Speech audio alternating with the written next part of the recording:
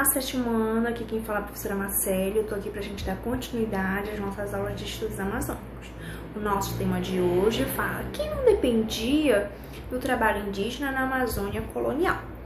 Vamos lembrar o que é período colonial.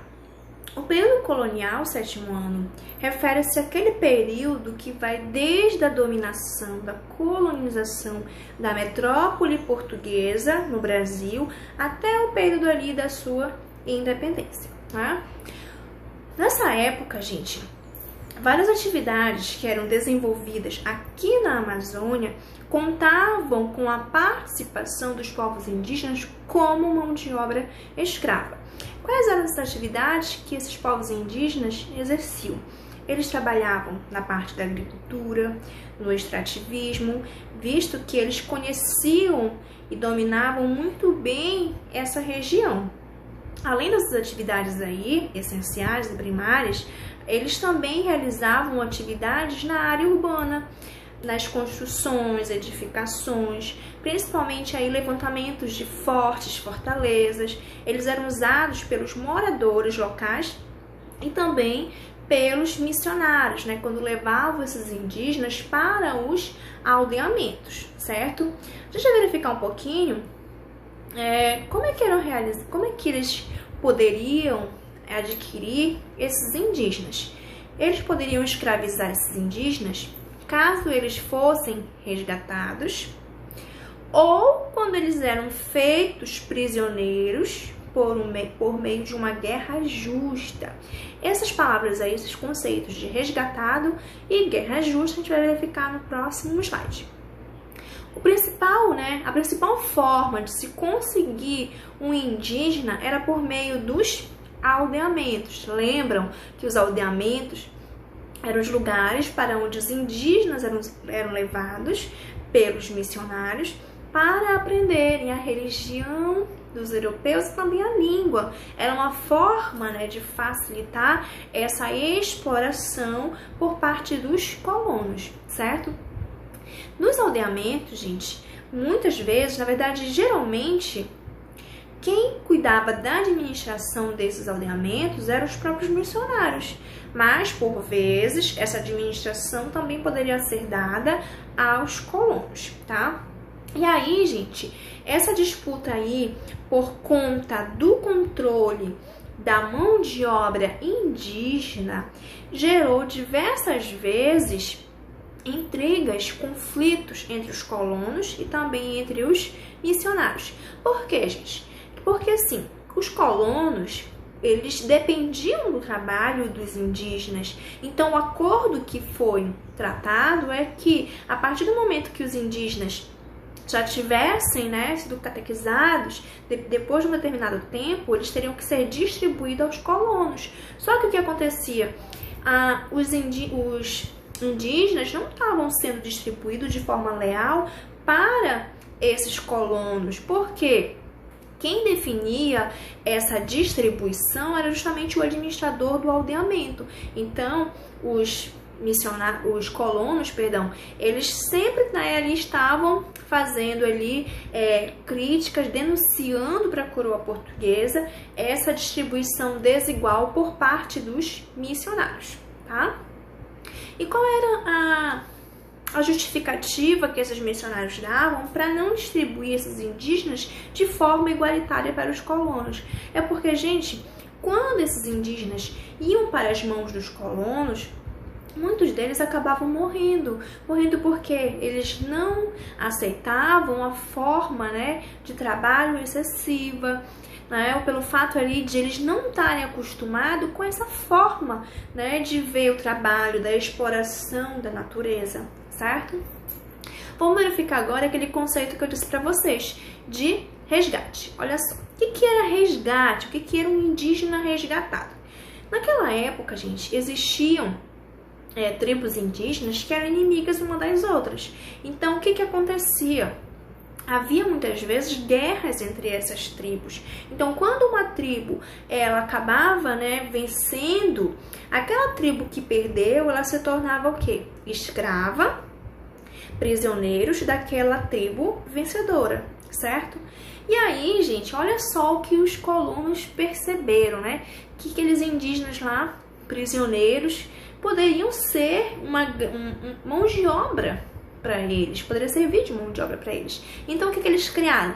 Expedições para resgatar aqueles indígenas prisioneiros dos outros povos indígenas, tá? Então, era a justificativa deles, era resgatar os indígenas aprisionados nessas aldeias, certo? E aí, gente, o que eles faziam depois que eles resgatavam, salvavam esses indígenas? Tornavam eles seus escravos, tá? Então, isso que era um indígena resgatado. Era uma forma também, como a gente viu lá no slide anterior, de se conseguir um escravo, um indígena resgatado, certo? Como é que era feita a distribuição dos indígenas? Existiam várias formas de se distribuir o indígena, tá? Os indígenas descidos deveriam ser divididos em 3 grupos. Lembra o que é indígena descido? É aquele indígena que sai da sua aldeia e vai para os aldeamentos. Primeiro, era um grupo que ficaria na própria aldeia. Lembram que nem todos os indígenas eram retirados da sua aldeia. Então, ficava uma parte na aldeia, outra parte eles iam para os missionários, ficar lá nos aldeamentos. E a outra parte era dividido entre os colonos. Então, eram esses 3 grupos aí que existiam de indígenas. Guerra justa. O que eram guerras justas? Gente, eram guerras que eram realizadas entre os indígenas e os colonos. A coroa portuguesa percebeu que muitos indígenas acabavam morrendo por conta dessas guerras. Se a gente for perceber, gente, os indígenas acabavam sendo injustiçados, né? Porque eles não tinham armas de fogo, já os colonos possuíam. Então, numa guerra, quem é que tinha mais chance de morrer mais? Eram os indígenas ou o grupo dos colonos? Visto essas consequências aí, a coroa portuguesa determinou que só poderia ter uma guerra entre indígenas e colonos caso um grupo de indígenas inimigos atacassem primeiro os portugueses. Aí sim, os portugueses estavam autorizados a atacarem, certo? Só que, gente, o que acontecia? Muitas vezes os indígenas, eles não atacavam os portugueses, né? Sem ter nem para quê. Eles atacavam apenas para se defender dos colonizadores, tá ok? Olha só, aqui diz assim, e por que tantas guerras justas foram declaradas? Para os colonizadores, a partir da guerra justa, né, esses povos aí considerados primitivos e bárbaros por eles, receberiam os ensinamentos cristãos e teriam as suas almas salvas, né? Olha só. Então, isso que eram guerras justas. Durante grande parte dos séculos 17 e 18, os aldeamentos foram controlados pelos missionários, que nós vimos aí.